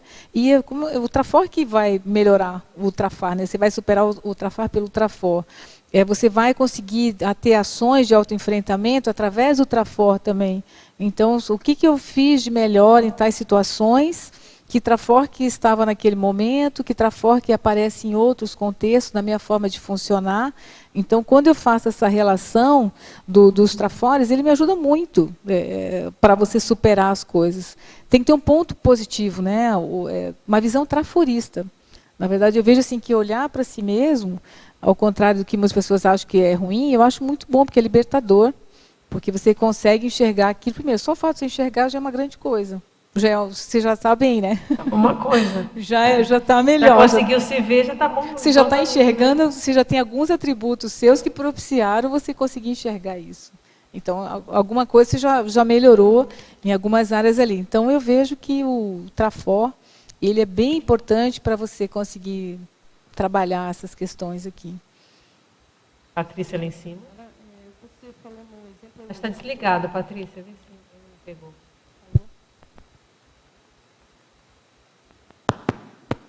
Foi. Você fala na exemplologia a diferença do exemplo mínimo para o máximo. Uhum. Como é que você poderia fazer na prática? Como é que você conseguiu superar isso? Tá, exemplologia, né? Então, autofocalização holossomática mínima, né? Que é assim relacionado à percepção de alguns veículos, né? A percepção dos veículos do holossoma, mas de modo parcial. Então, às vezes a pessoa pode, quando você faz ele de modo integral, tipo, aquilo que eu estou pensando, o que reações eu sinto emocionais em relação àquela forma de pensar, que energia que traz aquilo, trabalha aumenta, diminui, tem algum chakra que é afetado pelaquela percepção. E aí, a consequência disso no soma, eu tenho uma máxima aqui, porque eu fiz uma relação geral de tudo, né? Se eu só avalio, assim, por exemplo, está no supermercado, só avaliou emocional, é parcial. Você só viu, não gostei de tal coisa, ou incomodou. Então, você não fez, às vezes, uma relação com todos os veículos. Ficou realmente uma coisa bem parcial, mínima. Né? Só um dos veículos você avaliou. Mas, assim, na prática, como é que você faz isso no teu dia a dia? Por exemplo, você pega o soma, agora você analisa o soma, só para entender mais o passo a passo que você utiliza. Uhum. Então, da questão da mínima, qualquer lugar que você está no seu dia a dia, às vezes no trabalho, você é médica, por exemplo, tem um paciente que às vezes teve uma reação e aquilo de alguma forma mexeu alguma coisa com você, é um modo de você avaliar. Ou então, uma ação sua que gerou uma reação em alguém também. Você pode fazer uma avaliação mínima, assim, no sentido de que é momentânea. Naquela situação ali, você viu isso, mas você não fez um aprofundamento maior. O aprofundamento é quando você para realmente para avaliar. Então, eu, normalmente, assim, durante do dia, às vezes vai acontecendo, está naquela correria toda, né? Mas, quando tem o meu momento lá onde eu gosto de registrar as percepções do dia, eu faço essa análise maior. Ou, às vezes, quando tem uma possibilidade, né? Você está, por exemplo, num local que há a possibilidade de você fazer essa integração, é sempre o melhor, ideal, se você fizer na hora que acontece. Mas, às vezes, não dá. Às vezes, você está correndo, está para um lado, está no trânsito, está numa reunião, às vezes fica mais difícil de conseguir na hora. Mas, alguma coisa você sempre consegue avaliar. Já dá para perceber alguma situação ali. Então, depende de onde você está, do contexto da situação, mas o que não dá é para deixar passar, né? E só para aprofundar um pouquinho mais, então você pega o veículo de manifestação, sei lá, por exemplo, o psicossoma, aí você começa a destrinchar dentro do psicossoma quais são os itens que você analisa para a gente saber, isso aqui está mais, está menos, entende? Só algo nesse sentido. Isso, exatamente. Pode ser através do psicossoma mesmo, ou às vezes até uma reação energética, né? Às vezes você nem estava pensando nada, mas você teve um impacto energético. Aí você fala, de onde que veio esse impacto aqui, o que aconteceu, qual a relação? E aí você pode fazer uma avaliação. Então, às vezes, não necessariamente é só por uma questão do psicossoma ou do incômodo. Às vezes, pode ser energético mesmo. Você teve uma sinalética de alguma coisa e você para observar o que essa sinalética tem a ver com esse contexto aqui, se eu pensei alguma coisa na hora que trouxe aquela sinalética, se eu lembrei de alguém e aí aquilo reverberou, né? Então, você pode, não somente pelo psicossoma, mas às vezes pelo energossoma, e às vezes até o soma, né? Deu uma dor no peito, você foi fazer exame, check-up, não tem nada, essa dor veio da onde? Então, às vezes, você pode avaliar e ver, puxa, mas essa dor aqui, eu acho que foi em tal situação, eu acho que aquilo me deu um impacto, e aí, às vezes, até no soma você percebe. Então, não necessariamente no psicossoma, pode ser nos outros também, né? Os outros veículos. É você pegar aquele ponto e aí você extrapola para ver qual a relação com aquela situação. Ótimo. Só mais uma última análise, se pudesse falar sobre, na página 2, na principiologia, você coloca o princípio de jamais reclamar do próprio holossoma. Eu achei bem interessante, se pudesse falar um pouquinho sobre isso também. Então, eu cheguei a comentar alguma coisa sobre essa questão, né, que o holossoma, ele é uma herança que você tem paragenética, né, que você já traz isso com você. Muito das suas jeito de pensar, de sentir, tem a ver com o seu holossoma já de outras vivências. Então, quando a gente fala assim do jamais reclamar, porque eu acho que cada um tem o holossoma que merece, né? Eu acho que as pessoas têm aquilo lá porque faz parte mesmo, né? É o seu holossoma. Então, trabalha, aceita ele do jeito que ele é. Se tem algo a aprender com ele, vê o que você pode aprender. Né? Se tem alguma coisa relacionada ao soma, por exemplo, o que precisaria aprender sobre esse soma. Se é alguma coisa em relação ao próprio psicossoma, mental soma, você traz, paragenético. As suas energias, como é que você trabalha a questão do energossoma. Então, eu vejo que se você reclama, o que adianta reclamar, né? No que isso vai ajudar? Reclama, e daí? O que vai acontecer? Vai melhorar alguma coisa? Não vai. Só vai assediar mais, né? Vai ficar autoassediada e vai ainda assediar os outros com a situação. Então, é como você conviver melhor com aquilo que você tem. Tirar proveito dele, né? Da melhor parte. Não sei se te... Valeu, obrigado. Aqui na legisologia, página 3, poderia ampliar a segunda lei, as leis dos direitos interconscienciais, leis e direitos. Tá. Então, as leis interconscienciais, né? Aqui eu quis colocar na situação do respeito ao outro, né? Ao espaço do outro, né? Das relações, dos direitos interconscienciais, porque até aí deu um exemplo que às vezes a pessoa ela acha que, não, mas eu não estou fazendo mal para ninguém, eu estou aqui, mas às vezes ela está ali mal-humorada, por exemplo, ou carrancuda lá, e às vezes isso dá um efeito nos outros que estão à volta. Não fez nada para ninguém diretamente, mas a presença em si, ela já afeta, às vezes, as pessoas. Uma energia, às vezes, meio descontrolada, afeta o ambiente. Então, assim, é o respeito pelo outro, ver o lado do outro, né? Não ficar somente em você, ver o que o seu comportamento repercute nas outras pessoas. Então, é o direito do outro aqui, né, mais das os relações. direitos individuais, né? Sim, exato. Tem? Tivemos um verbete recentemente, da Dulce Dal, sobre paradesconfiômetro. Nossa, tá muito bom.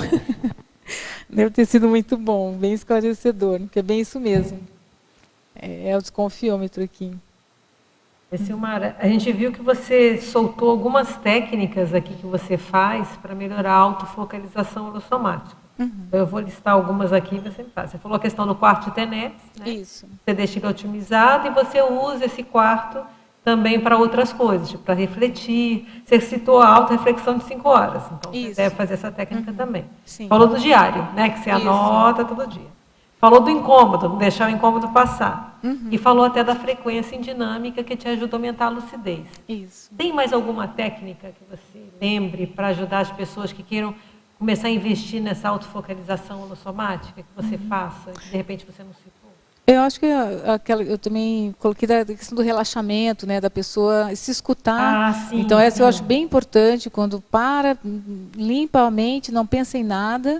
Tábula rasa. E aí você, tábula rasa, começa do zero ali, e daí você começa a se autoavaliar. Daqui a pouco você nem precisa focar na questão da avaliação, você simplesmente deixa nada, não pensa em nada. E aí você começa a escutar, você escuta a sua respiração, você escuta as energias, né? Onde que você sente que está mais energizado ou menos energizado. E aí isso dá uma calmia, e essa calmia te faz perceber melhor. Eu vejo que essa técnica me ajuda bastante, assim, de realmente esvaziar a cabeça. Ajuda muito. Eu podia escrever sobre isso, porque ela vai além da tábula rasa. Não é? Porque a tábula rasa você zerou, mas aqui você está falando que você vai acalmar, você vai começar a aumentar a sua percepção, ver respiração. Eu acho que a gente não tem nada escrito sobre isso. É uma escuta, né? Uma auto-escuta. Uma autoescuta, uma somática, eu não sei se tem verbete com esse nome. Mas essa ideia, eu acho que dá uma pesquisadinha com a turma lá da Psicosapiens, e se não tiver, eu acho que valia a pena escrever, não é? Para mim funciona muito e me ajuda muito. Então, porque uma das melhores que eu tenho é essa aqui. Então é muito boa. Autoridade moral. Exato, é bem boa, assim. E da própria autoconsciência terapia também, né? Se você pegar as técnicas que, por exemplo, do diário é uma delas, a checagem holopensênica. Se você pega lá o quarto Proceedings, né? A pessoa, se você pega as técnicas que estão citadas lá da autoconsciência terapia, para autoinvestigação, autoenfrentamento, autodiagnóstico, estão todas ali. As pequenas ações, os pequenos passos, né? Então, essa também é uma das técnicas que você vai usando aos pouquinhos, né? Não vai mudar de uma hora para outra, assim, tudo. Não tem. Então, a gente viu que foi muito rico de técnicas, quer dizer, eu nem listei todas, a gente já começou lembrando mais algumas ainda. Então, foi bem enriquecedor o trabalho, agradecemos, então, a Silmara, esperamos os próximos, né, para passar essas técnicas aí. Agradecemos aos tertulianos aqui presentes, agradecemos aos teletertulianos que são muito importantes, eles animam esse debate aqui, eles tramando, hoje foram, vamos falar ali quantas perguntas foram mais de 20, e aos paratertulianos que também estão sempre firmes aqui. Sim, então, até uma próxima oportunidade. Os nossos comerciais, por favor. Obrigada. As pontuações da tertúlia de hoje são 20 assinaturas no livro de presenças, 21 perguntas presenciais e 23 perguntas online. Hoje teremos um recado apenas, que será dado por mim, dos amigos da Enciclopédia. A gente quer convidar você, especialmente teletertuliano, né, que tem tanto proveito ao assistir de qualquer lugar do mundo às tertúlias conscienciológicas, a ser um amigo da Enciclopédia. O amigo da Enciclopédia, ele é o amparador, o mantenedor financeiro desta mega obra coletiva, realizada hoje por mais de 500 autores da Conscienciologia. E essa obra tem um valor imenso, mas tem um custo. Ela não tem preço, mas tem um custo. O custo é a manutenção deste tertuliário, né, que a gente se beneficia tanto, e duas grandes estruturas de pesquisa, o Holociclo e a Holoteca, né, que também são mantidos por esse programa. Então, a gente convida você a saber mais desse programa, que é uma adesão financeira anual, através do telefone 45 35 25 26 52, que é aqui no CAEC, para se tornar um amigo da Enciclopédia. E para amanhã teremos o verbete Sinergismo TENEPS, Docência Conscienciológica, da especialidade Interassistenciologia, do verbetógrafo Júlio Royer. Boa tarde a todos.